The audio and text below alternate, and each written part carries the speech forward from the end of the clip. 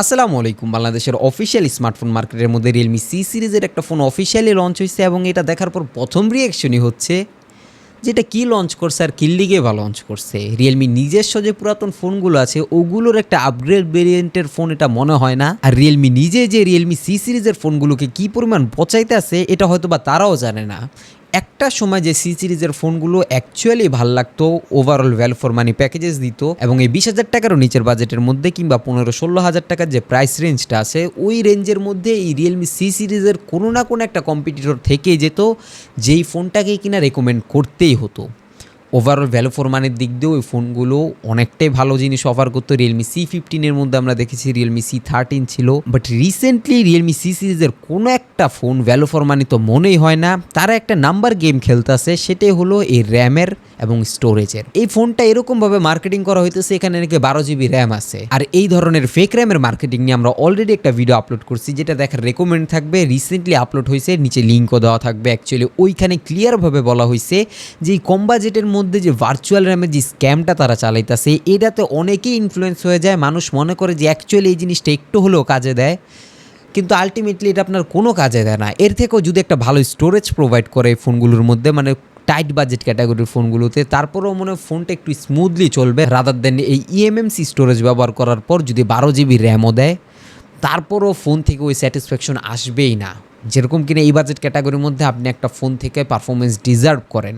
তার থেকেও বড় বিষয়, Realme নিজেরই ভালো ফোন আছে এই বাজেট ক্যাটাগরির মধ্যে, সেই ফোনটাও রেকমেন্ড করার মতো এই ফোনটা তো ভুলেও না। যদি আমি Realmeর ক্যাটাগরির মধ্যেও যদি ধরি সেজন্যই বলতাছি। এছাড়াও এই বাজেট ক্যাটাগরির মধ্যে আরও অনেক ফোন আছে যেগুলো কিনা অ্যাটলিস্ট এই ফোনটার থেকে ভালো, যেখানে কিনা পারফরমেন্সও ভালো পাচ্ছি, রেপুটেড ব্র্যান্ডেরও ফোন পাওয়া যায়। অনেক সময় স্যামসাংয়ের ফোন থাকে এই বাজেট ক্যাটাগরির মধ্যে এবং সফটওয়্যার এক্সপিরিয়েন্সও ভালো থাকে, কিংবা ভিভো ওপ্পোর ফোন কিনাও লজিক্যাল লাগতেছে এই Realmeর এই ফোনগুলোর থেকে। এবং ওভারঅল ওপ্পোর ফোনগুলোকে রিব্র্যান্ড করে বাংলাদেশের মধ্যে ওপ্পোর দামে এই Realme বিক্রি করতেছে। আগে যে জিনিসটা কিনা আমরা দামের দিক দিয়ে পুষিয়ে নিতাম যে অ্যাটলিস্ট Realmeর ফোনগুলো ওই জায়গা দিয়ে লজিক্যাল থাকতো, ওপ্পোর ফোনগুলো রিব্র্যান্ডেড হলেও যে Realmeর ফোনগুলোর দাম সবসময় অ্যাগ্রেসিভ থাকতো ওপ্পোর থেকে।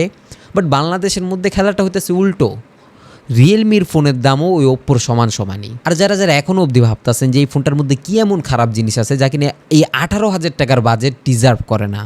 6.67 ইঞ্চেসের একটা IPS LCD প্যানেল থাকছে, যদিও বা ফুল HD প্লাসের, বাট 90 হার্জের রিফ্রেশ রেট নিয়ে আসে। এই বাজেট ক্যাটাগরির মধ্যে IPS LCD প্যানেল থাকলে at least 120 hertz refresh rate deserve করে এই ফোনটা, সেটা নাই।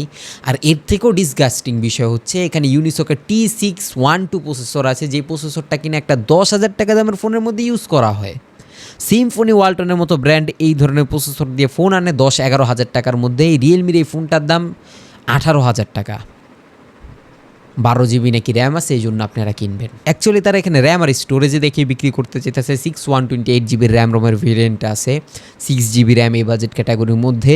অফিসিয়াল ফোনের মধ্যে অনেকগুলো ফোনের মধ্যে পাওয়া যায় না, বাট আমি রেকমেন্ড করবো এই বাজেট ক্যাটাগরির মধ্যে Realmeর ফোন নিতে হলে আনঅফিসিয়াল ফোনটা নেন। আর অফিসিয়াল নিলেও নার্জো 51 এর অনলি অপশন হয়ে যায় বাজেট ক্যাটাগরির মধ্যে। আর আনঅফিসিয়াল ফোন নিলে এর থেকেও কম দামে 3,000 টাকা কমে Redmi 11 প্রাইম যে ফোনটা আছে ওই ফোনটা 1000 গুণ ভালো এই ফোন থেকে যে কোনো দিক দিয়ে। ক্যামেরা হিসাবে এখানে ব্যবহার করা হয়েছে 50 মেগাপিক্সেল একটা প্রাইমারি ক্যামেরা আর 0.3 মেগাপিক্সেলের একটা VGA ডেপথ সেন্সর, যেটা কিনা আদৌ ক্যামেরা হিসেবে কানেক্টেড আছে কিনা এটা নিয়েও সন্দেহ আছে। 1080p 30 FPS এ ভিডিও শ্যুট করতে পারবেন। আর কীরকম ভিডিও হবে এটা আপনারা কম বেশি সকলেই জানেন। ইউনিসকের ক্যামেরা যে ইমেজ প্রসেসিং কিংবা ইমেজ কোয়ালিটি প্রোভাইড করে ওই প্রসেসিং পাওয়ারের মাধ্যমে সেটা জঘন্য লেভেলে থাকে।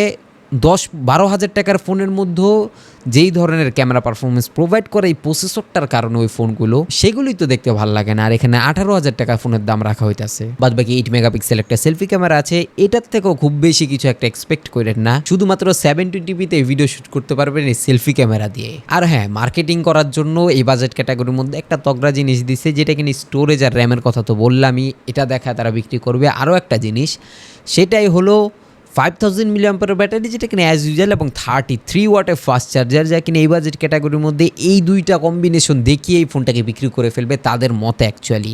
বাদবাকি আপনাদের কি মতামত? আপনার যদি টাকা নিয়ে বেশি ফুর্তি করতে মন চায় সেই ক্ষেত্রে আপনি এই ফোনটাকে কিনতে পারেন, কিন্তু ওভারঅল বলতে গেলে এই ফোনটার কোনো একটা স্ট্রং পয়েন্ট নেই, যে জন্য কিনা এই ফোনটা 18,000 টাকার ভ্যালুটা ডিজার্ভ করে।